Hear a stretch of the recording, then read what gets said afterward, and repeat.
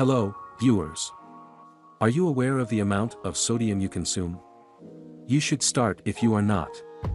Consuming sodium directly affects your health. We will discuss these adverse effects in today's video. Does it dehydrate your body? Are there increased risks of kidney stones and stomach cancer?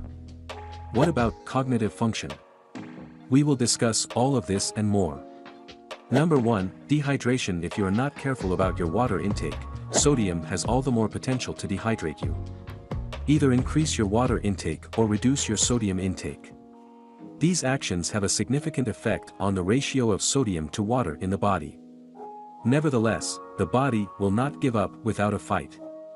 It will cause you to feel thirsty. This is your body's attempt to maintain a balance between salt and water. Thirst is one of the most common symptoms of dehydration. According to a study, elevated sodium intake can lead to dehydration, which is pro-inflammatory in nature. In the event that you do not correct the situation and increase your water intake, hypernatremia may result. Hypernatremia is a medical term used to describe high blood sodium levels. The condition is caused by a reduction in water intake and a loss of body fluids. Diabetes, high blood sugar levels and kidney disorders increase the risk of developing hypernatremia since they lose water from their bodies through excessive urination. Symptoms of severe hypernatremia include confusion, irritability, and seizures. Number 2, bloating along with swelling. Have you ever had a puffy face the next day after consuming a lot of high-sodium junk food? Most of us try to avoid junk food before we go to a party so that we don't end up with a bloated face.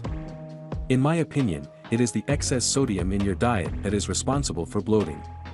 Several factors are responsible for this effect, including the water retention caused by salt, which leads to excessive gas buildup in the gastrointestinal tract. As a result, you may feel uncomfortable and frustrated. The kidneys regulate exactly how much water and salt should be in your body.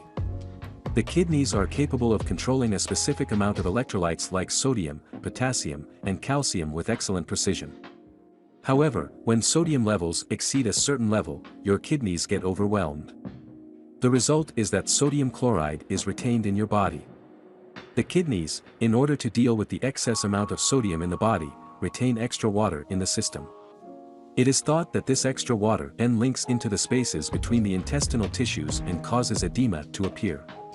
An edema is a swelling caused by an accumulation of fluid in the body and mostly occurs in the feet, ankles, and hands. If you have systemic diseases associated with your liver, heart, and kidneys, you have a higher risk of developing edema caused by consuming too much sodium. Did you find the list to be useful so far? Let's move on to the next point, and this will no doubt surprise you, but before we continue, why don't you subscribe to our channel for more videos like this, and make sure you hit the bell icon so you're always up to date. Number 3, high blood pressure. Almost everyone is aware of this. What is the relationship between sodium intake and blood pressure? The answer lies in your kidneys. Salt intake in a discriminatory manner makes it difficult for them to cope with excess sodium. When the sodium concentration increases, your body begins to hold on to the water in order to dilute the excess sodium. Additionally, it is important to note that people respond differently to sodium intake depending on their salt sensitivity. Salt-sensitive individuals may experience reduced blood pressure following a low-sodium diet, whereas salt-resistant individuals may not experience any significant changes beyond a certain level of sodium intake. However, it is always recommended to monitor your sodium intake and keep it under control to avoid the development of hypertension. High blood pressure is responsible for 2/3 of all strokes and half of all heart diseases, making it a leading cause of cardiovascular disease. When it comes to sodium intake, moderation is key, even for healthy individuals. Here is a video that you may enjoy. Learn about 9 foods that can help improve your memory and brain power in this video. Number 4, in regards to kidney stones, the most common advice you are given is to keep drinking plenty of fluids when you have kidney stones. The fluid intake not only helps them flesh out the renal stones, but it also prevents the formation of renal stones in the first place. Toxins and waste that build up in your body are removed from it by your kidneys, which act as a natural filter. As a result of this, excess water and unwanted fluids are drawn from the blood and flushed out of the body. For optimal performance, these natural filters need to maintain a balance of electrolytes, in particular sodium and potassium, in order to function properly. When these minerals are present in the bloodstream, they pull wastewater into the collecting duct. High salt content in your diet alters this balance, which in turn causes kidney function to be reduced. The two major risk factors for high blood pressure are chronic kidney disease, also known as CKD, and cardiovascular disease.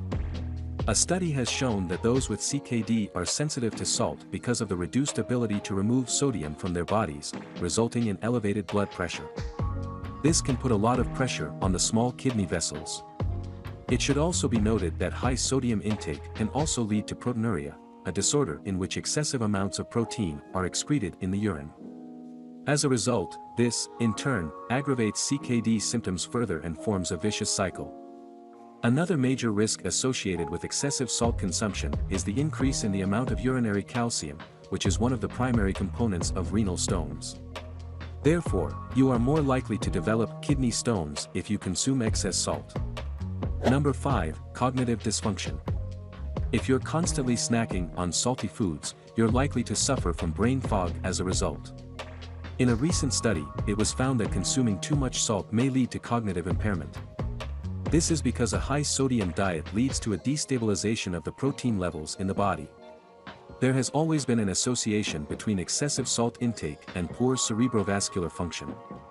In addition to stimulating the production of a molecule that promotes inflammation, it inhibits the brain cells from producing nitric oxide. As a result of low levels of nitric oxide, abnormal levels of tau protein are present in the brain. These proteins are a group of highly soluble proteins which are found in neurons. These proteins play an important role in the biological processes such as axonal transport. Destabilization of tau proteins can cause them to detach from the cytoskeleton, which should not happen as free-roaming tau has the potential to accumulate in the brain, resulting in cognitive difficulties. Consequently, as a consequence, you will have problems remembering things or concentrating on your studies and work. As a result, it makes sense why our parents always try to get us to eat more fruits and vegetables than salty foods. Number 6, risk of stomach cancer increases. Do you think too much sodium can lead to stomach cancer? This does seem to be the case. According to statistics, stomach cancer is the 5th most common form of cancer worldwide. It is important to eliminate its risks as much as possible through diet so that the risks don't occur. In a recent study, it was found that salty foods such as meat, fish, and preserved vegetables are probably the cause of stomach cancer. If you want to decrease your chances of developing stomach cancer, you should stop eating high-sodium foods on a regular basis. It is also believed that excessive salt is dangerous due to its ability to stimulate the growth of Helicobacter pylori. Helicobacter pylori is a bacteria that can damage the stomach lining. It can also lead to ulcers, lesions, and inflammation in the digestive tract. If left untreated, this condition can quickly progress to the point where it leads to stomach cancer. In certain parts of Asia, Helicobacter pylori infection is one of the most common causes of stomach cancer. The infection gets worse in the presence of excess salt in the stomach. It is important to keep in mind, however, that it can be prevented if you follow the recommended salt intake guideline of keeping it below 5 grams per day. Number 7, salty food addiction. There is no doubt that this is bad news. As with sugar, salt is also addictive, so once you start eating more of it, you'll find yourself reaching for the salt shaker more and more often. According to researchers, salt is just as addictive as smoking and other hard drugs. The same genes responsible for drug addiction are also responsible for the craving caused by dietary salt. As soon as you eat salt, your brain starts believing that it has received its fix. Oops, the opioid system is responsible for this. It is known that naturally occurring opioids are associated with the experience of reward. This feeling is similar to the one you get when you eat something delicious. This is the reason why we find salty food so delicious to eat. As a result of eating salt, the opioid system activates in the central region of the amygdala, where we process positive and negative emotions to combat addiction. Remember one thing, most of the salt we consume comes from commercially processed foods, not from the food we prepare at home or from the extra salt we add at the table. Therefore, you should cut down on the amount of sodium in your diet before becoming addicted to salty foods. Did you notice any of these effects on the health of your body? How much salt do you consume on a daily basis? Let us know in the comments below. We would love to hear from you. Enjoyed this video? Hit like, share and subscribe to Bestie. Wait, what kind of bestie are we? If we don't tell you about our other awesome videos, go ahead, choose the left or right video and enjoy. Bye.